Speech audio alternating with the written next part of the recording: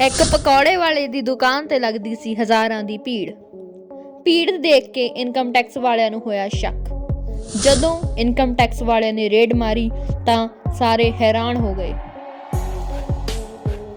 ਤੁਸੀਂ ਵੀ ਆਪਣੇ ਰੋਜ਼ਾਨਾ ਜੀਵਨ ਵਿੱਚ ਬਹੁਤ ਸਾਰੇ ਲੋਕਾਂ ਨੂੰ ਰੇੜੀਆਂ ਲਗਾ ਕੇ ਸਮਾਨ ਵੇਚਦਿਆਂ ਦੇਖਿਆ ਹੋਏਗਾ। ਜੇ ਤੁਸੀਂ ਵੀ ਇਹਨਾਂ ਨੂੰ ਦੇਖ ਕੇ ਸੋਚਦੇ ਹੋ ਕਿ ਇਹ ਵਿਚਾਰਾ ਕਿੱਦਾਂ ਆਪਣੇ ਪਰਿਵਾਰ ਦਾ ਪਾਲਣ ਪੋਸ਼ਣ ਕਰਦਾ ਹੋਏਗਾ, ਤਾਂ ਤੁਸੀਂ ਵੀ ਬਿਲਕੁਲ ਗਲਤ ਸੋਚ ਰਹੇ ਹੋ। ਅਜਿਹਾ ਅਸੀਂ ਤੁਹਾਨੂੰ ਇਸ ਲਈ ਕਹਿ ਰਹੇ ਹਾਂ ਕਿਉਂਕਿ ਹਾਲ ਫਿਲਹਾਲ ਵਿੱਚ ਇਨਕਮ ਟੈਕਸ ਨੇ ਇੱਕ ਪਕੌੜਿਆਂ ਵਾਲੇ ਦੀ ਦੁਕਾਨ ਤੇ ਰੇਡ ਮਾਰੀ ਅਤੇ ਰੇਡ ਦੇ ਦੌਰਾਨ ਜੋ ਹੋਇਆ ਉਹਨੂੰ ਦੇਖ ਕੇ ਸਾਰੇ ਅਧਿਕਾਰੀ ਦੰਗ ਰਹਿ ਗਏ। ਲੁਧਿਆਣੇ ਵਿੱਚ ਇਹ ਦੁਕਾਨ ਪੰਨਾ ਸਿੰਘ ਪਕੌੜੇ ਵਾਲੇ ਦੇ ਨਾਮ ਤੋਂ ਬਹੁਤ ਮਸ਼ਹੂਰ ਹੈ। ਅਜਿਹਾ ਇਸ ਲਈ ਕਿਉਂਕਿ ਇੱਥੋਂ ਦੇ ਗ੍ਰਾਹਕ ਇਹ ਮੰਨਦੇ ਹਨ ਕਿ ਉਹਨਾਂ ਨੇ ਇਹੋ ਜਿਹੇ ਪਕੌੜੇ ਸਾਰੀ ਦੁਨੀਆ ਵਿੱਚ ਕਦੇ ਨਹੀਂ ਖਾਧੇ। ਲੋਕਾਂ ਨੂੰ ਇਸ ਦੁਕਾਨ ਦੇ ਪਕੌੜੇ ਇੰਨੇ ਵਧੀਆ ਲੱਗਦੇ ਹਨ ਕਿ ਉਹ ਕਈ ਘੰਟਿਆਂ ਇੱਥੇ ਖੜ ਕੇ ਪਕੌੜੇ ਲੈਣ ਦਾ ਇੰਤਜ਼ਾਰ ਕਰਦੇ ਹਨ। ਕਈ ਵਾਰ ਤਾਂ ਇਸ ਦੁਕਾਨ ਤੇ ਭੀੜ ਇੰਨੀ ਜ਼ਿਆਦਾ ਵੱਧ ਜਾਂਦੀ ਹੈ ਕਿ ਲੋਕਾਂ ਨੂੰ ਬੈਠਣ ਦੀ ਵੀ ਜਗ੍ਹਾ ਨਹੀਂ ਮਿਲਦੀ। ਇਸ ਦੁਕਾਨ ਤੇ 80 ਕਿਲੋਮੀਟਰ ਦੂਰ ਤੋਂ ਵੀ ਲੋਕ ਪਕੌੜੇ ਲੈਣ ਆਉਂਦੇ ਹਨ। ਪਰ ਅਫਸੋਸ ਇਸ ਦੁਕਾਨ ਵਾਲਿਆਂ ਨੂੰ ਇਹ ਇਲਮ ਨਹੀਂ ਸੀ ਕਿ ਇਨਕਮ ਟੈਕਸ ਡਿਪਾਰਟਮੈਂਟ ਦੀ ਨਿਗਾਹ ਇਹਨਾਂ ਤੇ ਬਣੀ ਹੋਈ ਸੀ। ਏਦਾਂ ਹੀ ਇੱਕ ਦਿਨ ਜਦੋਂ ਇਹਨਾਂ ਦੀ ਦੁਕਾਨ ਤੇ ਭੀੜ ਬਹੁਤ ਜ਼ਿਆਦਾ ਹੋਈ ਸੀ ਤਾਂ ਇਨਕਮ ਟੈਕਸ ਡਿਪਾਰਟਮੈਂਟ ਨੇ ਆਪਣੀ ਰੇਡ ਮਾਰ ਦਿੱਤੀ। ਰੇਡ ਹੁੰਦਿਆਂ ਹੀ ਇਨਕਮ ਟੈਕਸ ਵਾਲਿਆਂ ਦੇ ਹੋਸ਼ ਉੱਡ ਗਏ। ਜਾਂਚ ਵਿੱਚ ਇਹ ਸਾਹਮਣੇ ਆਇਆ ਕਿ ਇਹ ਦੁਕਾਨ ਵਾਲਿਆਂ ਦੀ ਸਾਲਾਨਾ ਇਨਕਮ 60 ਲੱਖ ਸੀ। ਆਪਣੇ ਸਾਰੇ ਅਧਿਕਾਰੀਆਂ ਤੇ ਕਰਮਚਾਰੀਆਂ ਨੂੰ ਪੇਮੈਂਟ ਦੇਣ ਤੋਂ ਬਾਅਦ ਵੀ ਇਹਨਾਂ ਦੀ ਸ਼ੁੱਧ ਸਾਲਾਨਾ ਪੇਮੈਂਟ 60 ਲੱਖ ਤੋਂ ਵੀ ਵੱਧ ਸੀ। ਸਭ ਇਹ ਸੁਣ ਕੇ ਹੈਰਾਨ ਹੋ ਗਏ ਕਿਉਂਕਿ ਇਸ ਦੁਕਾਨਦਾਰ ਨੇ ਆਪਣੀ ਸਾਲਾਨਾ ਇਨਕਮ ਟੈਕਸ ਡਿਪਾਰਟਮੈਂਟ ਨੂੰ ਸਿਰਫ 1 ਤੋਂ 1.5 ਲੱਖ ਦੇ ਵਿੱਚ ਦੱਸੀ ਸੀ। ਹੁਣ ਤੁਸੀਂ ਖੁਦ ਹੀ ਦੇਖੋ ਕਿੱਥੇ 1.5 ਲੱਖ ਤੇ ਕਿੱਥੇ 60 ਲੱਖ। ਜਦੋਂ ਇਨਕਮ ਟੈਕਸ ਡਿਪਾਰਟਮੈਂਟ ਤੋਂ ਇਸ ਬਾਰੇ ਪੁੱਛਿਆ ਗਿਆ ਤਾਂ ਉਹਨਾਂ ਨੇ ਸਿਰਫ ਇਹੀ ਗੱਲ ਕਹੀ ਕਿ ਹਲੇ ਛਾਪੇਮਾਰੀ ਦਾ ਕੰਮ ਚੱਲ ਰਿਹਾ ਹੈ ਅਤੇ ਜਾਂਚ ਪੜਤਾਲ ਪੂਰੀ ਹੋਣ ਤੋਂ ਪਹਿਲਾਂ ਕੁਝ ਵੀ ਕਹਿਣਾ ਇਹ ਜਲਦਬਾਜ਼ੀ ਹੋਵੇਗੀ। ਪਰ ਉਹਨਾਂ ਨੇ ਇਹ ਗੱਲ ਦਾ ਖੁਲਾਸਾ ਕਰਦਿਆਂ ਕਿਹਾ ਕਿ ਦੁਕਾਨਦਾਰ ਤੇ ਘੱਟੋ ਘੱਟ 45 ਲੱਖ ਰੁਪਏ ਦੀ ਪੈਨਲਟੀ ਤਾਂ ਜ਼ਰੂਰ ਲਗਾਈ ਜਾਏਗੀ।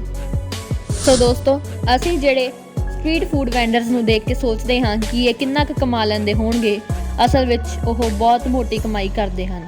ਇਸ ਲਈ ਸਾਨੂੰ ਕਦੇ ਵੀ ਛੋਟੇ ਦੁਕਾਨਦਾਰਾਂ ਜਾਂ ਸਟਰੀਟ ਫੂਡ ਵੈਂਡਰਸ ਨੂੰ ਦੇਖ ਕੇ ਉਹਨਾਂ ਨੂੰ ਗਰੀਬ ਸਮਝਣ ਦੀ ਗਲਤੀ ਤਾਂ ਬਿਲਕੁਲ ਨਹੀਂ ਕਰਨੀ ਚਾਹੀਦੀ। ਇਹ ਸਟਰੀਟ ਫੂਡ ਵੈਂਡਰਸ ਅਤੇ ਛੋਟੀਆਂ ਦੁਕਾਨਾਂ ਵਾਲੇ ਦੁਕਾਨਦਾਰ ਆਪਣੀਆਂ ਦੁਕਾਨਾਂ ਨੂੰ ਸਿੰਪਲ ਤੇ ਸਾਦਾ ਰੱਖ ਕੇ ਆਪਣੀ ਕਮਾਈ ਨੂੰ ਵਧਾਉਂਦੇ ਹਨ ਤੇ ਜ਼ਿਆਦਾ ਤੋਂ ਜ਼ਿਆਦਾ ਮੁਨਾਫਾ ਕਮਾਉਂਦੇ ਹਨ। ਅਜਿਹੀ ਹੀ ਇੱਕ ਹੋਰ ਘਟਨਾ ਅਲੀਗੜ੍ਹ ਵਿੱਚੋਂ ਵੀ ਸਾਹਮਣੇ ਆਈ, ਜਿੱਥੇ ਮੁਕੇਸ਼ ਨਾਮ ਦਾ ਇੱਕ ਵਿਅਕਤੀ ਆਪਣੀ ਛੋਟੀ ਜਿਹੀ ਦੁਕਾਨ ਵਿੱਚ ਕਚੌੜੀਆਂ ਵੇਚਣ ਦਾ ਕੰਮ ਕਰਦਾ ਸੀ।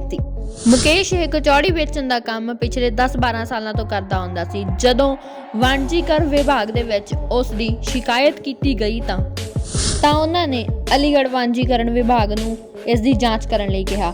ਫਿਰ ਇੱਕ ਜਾਂਚ ਟੀਮ ਬਣਾਈ ਗਈ ਅਤੇ ਇਸ ਦੁਕਾਨ ਤੇ ਰੇਡ ਕੀਤੀ ਗਈ।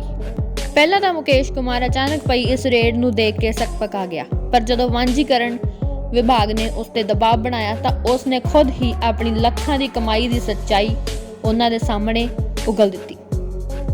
ਜਾਂਚ ਪੜਤਾਲ ਵਿੱਚ ਸਾਹਮਣੇ ਆਇਆ ਕਿ ਕਚੌੜੀ ਦੀ ਲਾਗਤ ਨੂੰ ਕੱਟ ਕੇ ਅਤੇ ਜਿਹੜੇ ਕਰਮਚਾਰੀਆਂ ਦੀ ਤਨਖਾਹ ਨੂੰ ਕੱਟ ਕੇ ਮੁਕੇਸ਼ ਕੁਮਾਰ ਦੀ ਸਾਲਾਨਾ ਆਮਦਨ 60 ਲੱਖ ਤੋਂ ਵੱਧ ਸੀ। ਜਾਂਚ ਦੌਰਾਨ ਮੁਕੇਸ਼ ਕੁਮਾਰ ਨੇ ਦੱਸਿਆ ਕਿ ਉਹਨਾਂ ਨੂੰ 60 ਲੱਖ ਤਾਂ ਨਹੀਂ ਪਰ 25-30 ਲੱਖ ਦੀ ਇਨਕਮ ਤਾਂ ਹੋ ਹੀ ਜਾਂਦੀ ਹੈ। ਹੁਣ ਤੁਸੀਂ ਆਪ ਹੀ ਦੱਸੋ ਕਿ ਸਾਲਾਨਾ 25 ਤੋਂ 30 ਲੱਖ ਦਾ ਟਰਨਓਵਰ ਘੱਟ ਤਾਂ ਨਹੀਂ ਹੁੰਦਾ। ਅੱਜ ਵੀ ਜੇ ਕੋਈ ਕਰਮਚਾਰੀ ਰਿਟਾਇਰ ਹੁੰਦਾ ਹੈ ਤਾਂ 30 ਸਾਲਾਂ ਦੀ ਨੌਕਰੀ ਕਰਨ ਤੋਂ ਬਾਅਦ ਉਸ ਨੂੰ 25 ਤੋਂ 30 ਲੱਖ ਰੁਪਈਆ ਮਿਲਦਾ ਹੈ। ਇਹੀ ਇੱਥੇ ਮੁਕੇਸ਼ ਕੁਮਾਰ ਵਰਗੇ ਲੋਕ ਬਿਨਾਂ ਟੈਕਸ ਭਰੇ ਇੰਨਾ ਕਮਾ ਲੈਂਦੇ ਨੇ। ਹਾਲ ਹੀ ਪ੍ਰਧਾਨ ਮੰਤਰੀ ਨਰਿੰਦਰ ਮੋਦੀ ਨੇ ਦੇਸ਼ ਦੇ ਪਹਿਲੇ charter of tax period reports ਦਾ ਐਲਾਨ ਕੀਤਾ ਅਤੇ ਨਾਲ ਹੀ ਇਹ ਦੱਸਿਆ ਕਿ 125 ਕਰੋੜ ਵਾਲੀ ਆਬਾਦੀ ਵਾਲੇ ਦੇਸ਼ ਵਿੱਚ ਕੇਵਲ 60 ਕਰੋੜ ਹੀ ਲੋਕ ਇੱਦਾਂ ਦੇ ਨੇ ਜੋ ਆਪਣਾ ਇਨਕਮ ਟੈਕਸ ਪੂਰੀ ਤਰ੍ਹਾਂ ਨਾਲ ਭਰਦੇ ਨੇ। ਆਪਣੇ ਦੇਸ਼ ਵਿੱਚ ਬਹੁਤ ਸਾਰੇ ਲੋਕ ਪੈਨ ਕਾਰਡ ਹੋਲਡਰ ਨੇ, ਪਰ ਉਹਨਾਂ ਵਿੱਚੋਂ ਬਹੁਤ ਘੱਟ ਲੋਕ ਇਹੋ ਜਿਹੇ ਨੇ ਜੋ ਇਨਕਮ ਟੈਕਸ ਰਿਟਰਨ ਨੂੰ ਚੰਗੀ ਤਰ੍ਹਾਂ ਨਾਲ ਪੂਰੇ ਟਾਈਮ ਟੂ ਟਾਈਮ ਭਰਦੇ ਨੇ। ਟੈਕਸ ਚੋਰੀ ਨੂੰ ਸਾਡੇ ਦੇਸ਼ ਵਿੱਚ ਬਹੁਤ ਵੱਡਾ ਤੇ ਘਿਨੌਣਾ ਅਪਰਾਧ ਮੰਨਿਆ ਜਾਂਦਾ ਹੈ। ਜੇ ਕੋਈ ਵਿਅਕਤੀ ਟੈਕਸ ਚੋਰੀ ਕਰਦਾ ਹੈ ਜਾਂ ਆਪਣਾ ਟੈਕਸ ਸਮੇਂ ਸਿਰ ਨਹੀਂ ਭਰਦਾ ਤਾਂ ਉਹਨੂੰ ਕਮ ਸੇ ਕਮ 3 ਮਹੀਨਿਆਂ ਦੀ ਸਜ਼ਾ ਹੁੰਦੀ ਹੈ।